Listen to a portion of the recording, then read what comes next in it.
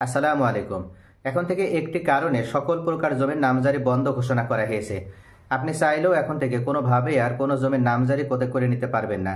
তো যে একটি গুরুত্বপূর্ণ কারণে সকল প্রকার জমির নামজারি বন্ধ ঘোষণা রয়েছে বা বন্ধ রয়েছে, আজকের ভিডিওতে সে সম্পর্কে আমি বিস্তারিতভাবে আলোচনা করব।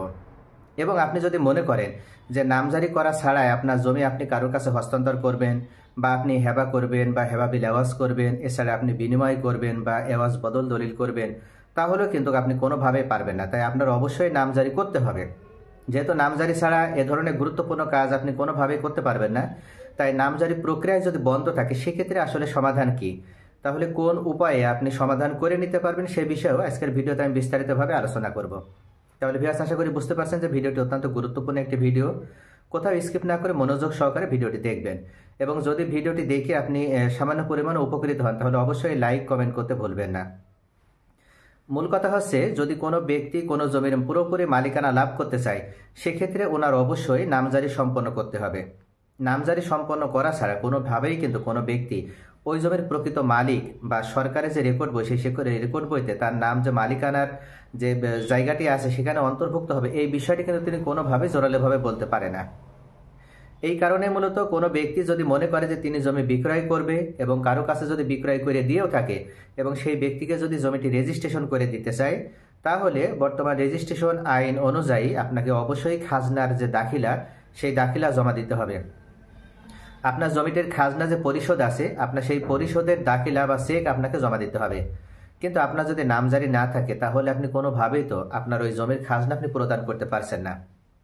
তাহলে নামজারি অত্যন্ত গুরুত্বপূর্ণ একটি বিষয়। অর্থাৎ আপনার মালিকানা পুরোপুরিভাবে নিশ্চিত করতে হলে বা আপনার জমির বছর বছর খাজনা প্রদান করার মাধ্যমে আপনার জমি যদি নিট অ্যান্ড ক্লিন পর্যায়ে রেখে দিতে হয়, তাহলে অবশ্যই আপনাকে জমিটি নামজারি সম্পন্ন করে নিতে হবে। কিন্তু এখন থেকে এই একটি কারণে মূলত আপনি কোনো জমির নামজারি আর পাবেন না। সেই কারণটি হচ্ছে কি, আপনি যদি পৈতৃক সূত্রে বা ওয়ারিশ সূত্রে জমির মালিকানা পেয়ে থাকেন সেক্ষেত্রে আপনি কিন্তু ওই জমির নামজারি কোনোভাবে এখন করে নিতে পারবেন না একটি কারণে। অর্থাৎ পূর্বে কিন্তু এইভাবে নামজারি প্রক্রিয়া বন্ধ রাখা হয়নি। পূর্বে নামজারি প্রক্রিয়া সম্পন্ন করা হতো এবং নামজারি প্রদান করা হতো। এক্ষেত্রে আপনি পৈতৃক সূত্রে বা ওয়ারিশ সূত্রে জমির মালিকানা পাওয়ার পর আপনি যদি ওয়ারিশান সনদ প্রদর্শন করার মাধ্যমে এই জমিটির মালিকানা লাভ করেছেন বা একাধিক জমির মালিকানাও যদি আপনি পেয়ে থাকতেন, সেক্ষেত্রে আপনার ওয়ারিশ হিসেবে আপনার যতটুকু প্রাপ্য বা আপনার অংশীদার হিসেবে আপনার যতটুকু প্রাপ্য সেই পরিমাণ অংশটুকু আপনি আলাদাভাবে নিয়ে নামজারি সম্পন্ন করে নিতে পারতেন। এবং এমত অবস্থায় আপনি ওই নামজারি করে নেওয়ার পর আপনার অংশটুকু নিয়ে আপনি নামজারি করে নিয়ে প্রয়োজনে আপনি ওই জমি আরেকজনের কাছে বিক্রয় করতে পারতেন, এমনকি আপনার প্রয়োজন সাপেক্ষে যে কোনো কাজ আপনি করতে পারতেন।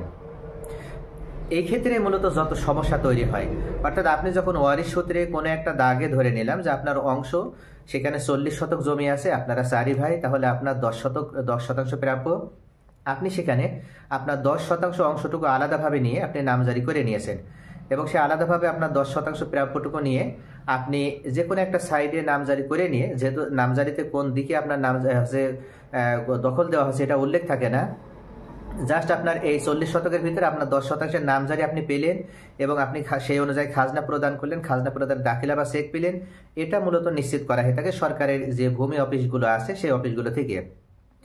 এখন আপনার ভাইদের সাথে আপনার কোনো আন্ডারস্ট্যান্ডিং নেই বা আপনার কোনো বোঝাপড়া নেই, জাস্ট আপোষ মীমাংসার ভিত্তিতে আপনার এক একজন এক এক জায়গায় বসবাস করছেন, সেই আলোকে আপনার একটা সাইড হয়তো আপনি দখলে আসেন। এখন আপনি যেখানে দখলে আছেন সেই জায়গার মূল্য হয়তো উত্তরোত্তর বৃদ্ধি হচ্ছে, আর আপনার ভাইয়েরা যেখানে দখলে আছে সেখানকার মূল্য ক্রমান্বয়ভাবে কমতে আছে। যদিও জমির মূল্য কখনো কমে না, জমির মূল্য বৃদ্ধি হচ্ছে, কিন্তু আপনার জমির মূল্য যেভাবে বৃদ্ধি হচ্ছে আপনার এই 10 শতাংশের আপনি যেখানে দখলে আছেন ওনাদের সেই পরিমাণে বৃদ্ধি হচ্ছে না। তেমত অবস্থায় আপনি যদি মনে করেন যে আপনি বেশি দাম দিয়ে জমিটা আরেকজনের কাছে বিক্রয় করে দেবেন, সেক্ষেত্রে যে ব্যক্তি জমিটা ক্রয় করবে তিনি যদি আপনার দেখানো জায়গায় উনি দখল নেয়, তাহলে উনি চিরস্থায়ীভাবে কিন্তু ওই জায়গার দখল ধরে রাখতে পারবে না। কেননা ওই জমিতে যে আরো অন্য ভাইদের অংশ আছে, তারা যদি মনে করে যে এখন তারা রাস্তার সাইডেই তার অন্য একটা ভাইকে দেওয়া হয়েছিল, এখন তারা রাস্তার সাইডে তারাও নিবে, এমত অবস্থায় তারা যদি বাটোয়ারা মামলা করে কোর্টে, সেক্ষেত্রে কিন্তু কোর্ট থেকে বেশি মূল্য যেদিকে জমিটার সেই অনুযায়ী বেশি মূল্য কম মূল্য আনুপাতিক হারে বা হারাহারি ভাবে কিন্তু জমিটা বন্টন করে দেওয়া হবে। তো এই কারণে মূলত সরকারের পক্ষ থেকে এই যে ঝামেলা, এই ঝামেলাগুলো থেকে মুক্ত থাকার জন্য বা জনগণকে মুক্ত রাখার জন্য এখন থেকে কিন্তু আপনার এইভাবে আর নামজারি প্রদান করা হচ্ছে না। কেননা এইভাবে অনেক ব্যক্তি আছে, তারা নামজারি নেওয়ার পরে ওই পৈতৃক সূত্রের সম্পত্তি বা পিতার দিক থেকে পাওয়া সম্পত্তি তারা তাদের ভাইদেরকে ঠকিয়ে বা বোনদেরকে ঠকিয়ে তারা ওই জমি বাইরের কোনো ব্যক্তির কাছে বিক্রয় করে দেয়।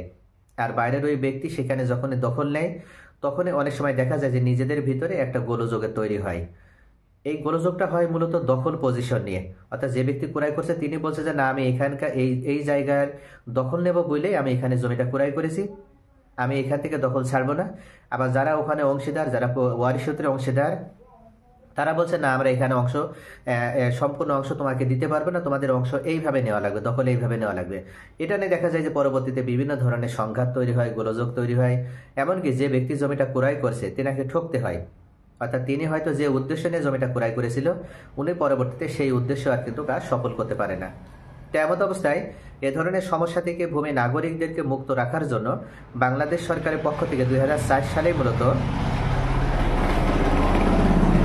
পৈতৃক সূত্রে বা ওয়ারিশ সূত্রে পাওয়া যে সম্পত্তি, সেই পৈতৃক সূত্রে বা ওয়ারিশ সূত্রে পাওয়া সম্পত্তিতে বন্টননামা বা বাটোয়ারা দলিল বাধ্যতামূলক করা হয়।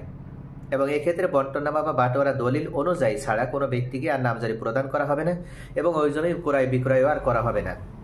এমত অবস্থায় বিগত যে সরকারগুলো ক্ষমতায় ছিল ওনারা বিভিন্ন সময়ে দেখা যায় যে দুর্নীতির কাছে পরাস্ত হয়ে বা টাকার কাছে পরাস্ত হয়ে তারা অর্থলোভী হয়ে দুর্নীতির মাধ্যমে তারা বিভিন্ন সময়ে বন্টননামা বা বাটোয়ারা দলিল ছাড়াও এই জমিগুলো রেজিস্ট্রেশন করে দিত বা এই জমি নামজারি প্রদান করত। তবে বর্তমানে অন্তর্বর্তীকালীন সরকার ক্ষমতায় এসে এভাবে দুর্নীতি করার মাধ্যমে কোনো এক পক্ষকে ঠকানোর মাধ্যমে কোনো ব্যক্তি যেন অন্যায়মূলকভাবে কাউকে ঠকাতে না পারে বা দুর্নীতিগ্রস্ত হয়ে যেন কোনো ব্যক্তি অন্য ভাইদেরকে ঠকিয়ে যেন সে অন্য কারো কাছে জমি বিক্রয় করে নিজে বেশি ভালো সুইটেবল জায়গা বা বেশি আপনার যেখানে বেশি দাম আছে সেখানকার জমি তিনি যেন অন্য কারো কাছে বিক্রয় করে দিয়ে কম মূল্যের জায়গা অন্য ভাইদেরকে বা বোনদেরকে দিতে না পারে, এই কারণে মূলত এখন থেকে বাটোয়ারা বা বন্টননামা দলিল ছাড়া কোনোভাবে ওয়ারিশান সম্পত্তি বা উত্তরাধিকার সম্পত্তির নামজারি আর প্রদান করা হচ্ছে না। তো এই ক্ষেত্রে যদি আপনাদের মনে হয় যে আপনারা পৈতৃক সূত্রে পাওয়া সম্পত্তি হয়তো যে কোনো সময় আপনাদের বিক্রয় করার প্রয়োজন হতে পারে, আপনার অর্থের প্রয়োজনে ব্যস্ত হতে পারে, আপনার ছেলে মেয়ে লেখাপড়ার খরচ বহনের জন্য ব্যস্ত হতে পারে, বা আপনার ছেলে মেয়ে বা হয়তো প্রবাসে পাঠাবেন, সেখানে হয়তো আপনার কিছু টাকা দরকার হতে পারে, এক কথায় যে কোনো ক্ষেত্রে আপনার হয়তো টাকার প্রয়োজন হতে পারে, তখন আপনার জমিটা বিক্রয় করার প্রয়োজন হতে পারে। তখন কিন্তু আপনার যদি নামজারি না থাকে তাহলে আপনি জমিটা বিক্রয় করতে পারবেন না। আর আপনাকে যদি এই জমিতে নামজারি নিতে হয় তাহলে অবশ্যই আপনার বন্টননামা বা বাটোয়ারা দলিল থাকতে হবে। তেমন অবস্থায় আপনারা যে সমস্ত ভাই বোনেরা ওই জমিতে অংশীদার আছেন, আপনারা সকলে এক জায়গায় বসে নিজেদের ভিতরে ভালো একটা সুসম্পর্ক থাকা অবস্থায় আপোষ মীমাংসার ভিত্তিতে কে কোন দিকে দখলে নেবেন সেই আলোকে আপনারা একটা বাটোয়ারা বা বন্টননামা দলিল তৈরি করে নেন। যখন আপনারা সকল ওয়ারিশ মিলে বাটোয়ারা বা বন্টননামা দলিল তৈরি করে নেবেন তখন কিন্তু আপনি চাইলেও আপনার অংশটার মূল্য যদি বেশি হয় সেক্ষেত্রে যদি আপনি ওই জমিটা আরেকজনের কাছে বিক্রয় করে দিতে চান বা কাউকে হেবা করেও দিতে চান বা কারোর সাথে বিনিময় করতে চান তাহলেও কেউ কিন্তু বাধা দিতে পারবে না, কেননা তারা সকলেই তো স্বাক্ষর করার মাধ্যমে একটি বন্টননামা দলিল তারা তৈরি করেছে। তাহলে ভিউয়ার্স, আশা করি বুঝতে পারছেন যে বর্তমান সরকারের পক্ষ থেকে মূলত আমাদের জনগণের সুবিধার জন্যই বাটোয়ারা বা বন্টননামা দলিল ছাড়া নামজারি প্রক্রিয়া বন্ধ রেখেছে। তো এই ক্ষেত্রে যদি মনে হয় যে আপনার জমির পুরোপুরি আপনার মালিকানা আপনি সম্পূর্ণ অংশ লাভ করতে চান, সেক্ষেত্রে অবশ্যই আপনার সঠিকভাবে মালিকানা পেতে হলে একটি বাটোয়ারা বা বন্টননামা দলিল অনুযায়ী নামজারি সম্পন্ন করে নিতে হবে। এবং এই কাজটি করে নিতে পারলে আপনার ইচ্ছা অনুযায়ী আপনি আপনার জমিটি তখন যে কোনো কাজে ব্যবহার করতে পারবেন।